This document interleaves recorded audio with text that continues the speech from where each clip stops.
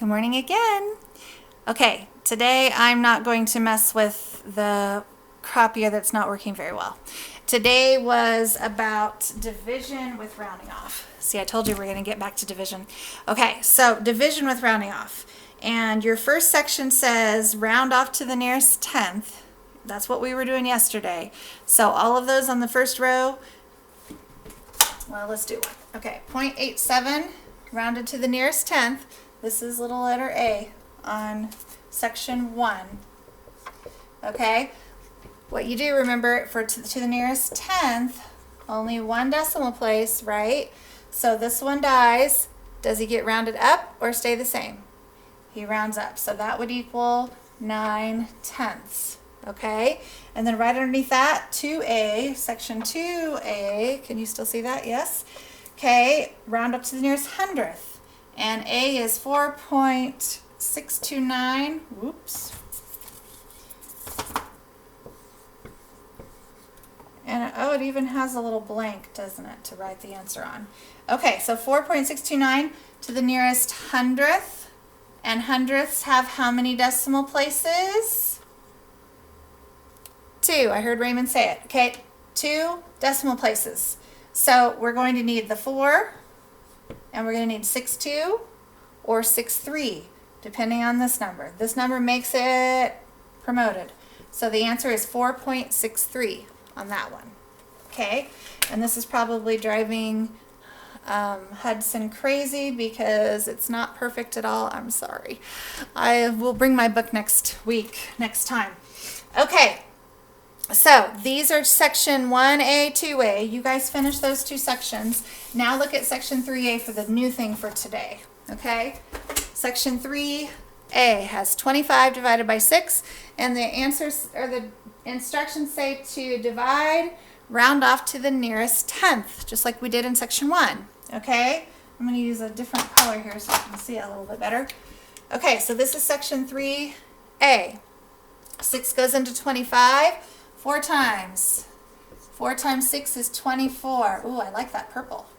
Okay, we didn't end up with a 0. We're going to, from now on, you're going to keep going. Well, for a few days, you're going to keep going and not stop until you get 0 as a remainder. Okay, so we have to always remember to put our decimal there. This is 25 is the whole number.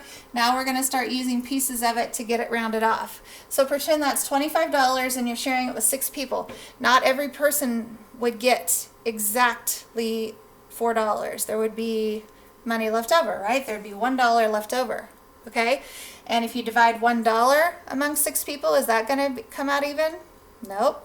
So we know we're going to have at least 2 numbers here. Plus, it says to round it to the nearest tenth. And even if it, I'm getting ahead of myself. You have to round to the nearest tenth. So in order to round to the nearest tenth, you have to have a determining digit. So you'll have to do to 2 decimal places so that you can have that rounding digit to do 1 decimal place. Okay, so bring this 0 down. Extend this out. We know we're going to have at least 2. A 6 goes into 10 one time. 1 times 6 is 6. 10 minus 6 is 4. Okay, bring down the next 0. Does 6 go into 40 evenly? I feel like I did something wrong. Nope, I'm good. Okay, 6 goes into 40 6 times. 6 times 6 is 36. And looky there. Is this the day that we do that? No. I feel like I did something wrong. What did I do wrong?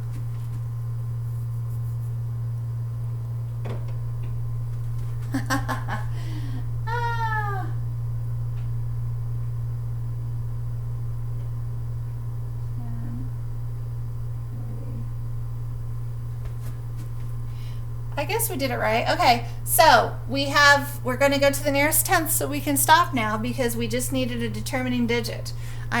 What's swirling in my head is is it tomorrow's lesson? No, in a couple days we do something really cool, and that's what I was thinking. I didn't think it was today, and it's not today, but it looks like it was almost today. Okay, so when you get like this, you're going to go equals and round it off. Okay, so the 6 is going to go away, and the 6 determines whether the 1 gets rounded up or stays the same. 5 and up, we round it up. Okay, so this is going to be 4.2. That's our answer. Understand why? Because it said to round it to the nearest tenth. Okay? Now on section 4A, it says to round it to the nearest hundredth. How many decimal places do hundredths have? 2. Okay? So that means we have to keep going 3 digits past the decimal so that you have that determining digit. Okay? So 4 goes into, 3, section 4. Let's get rid of that so that doesn't confuse us. Section 4, 3 goes into 26, 8 times, I believe. 3 times 8 is 24. 26 minus 24 is 2. We already know we have to keep going here. In fact, we got to go at least 3. So let's annex 3 zeros because we're doing it to the nearest hundredth, and hundredths have 2 decimal places. I left out the T. Okay. So bring down this 0 here. 3 goes into 20 6 times. 3 times 6 is 18. Watch this. 2, 20. It's going to just keep going forever and ever. 3 times 6 is 18. Equals 2. Bring down the 0, 20. And you could do this for eternity and never stop. But luckily, we're going to let you stop, and we're going to round it off to the nearest hundredth. So this is the determining digit. Does this 6 get to go up or stay the same? Up. Okay, so it's 8.67. So next to it, write 8.67 circled. Do you see? Remember how we rounded to the nearest cent? It's just like that when you're rounding to the nearest hundredth. To the nearest cent, because there's 2 decimal places with cents, right? The penny place and the dime place. Okay, so that's all you're doing. You keep going on section 4 until you have hundredths. You keep going on section 3 until you have tenths. So you'll have to go at least 2 places. And I think they stop there, don't they? They don't go on. Yeah.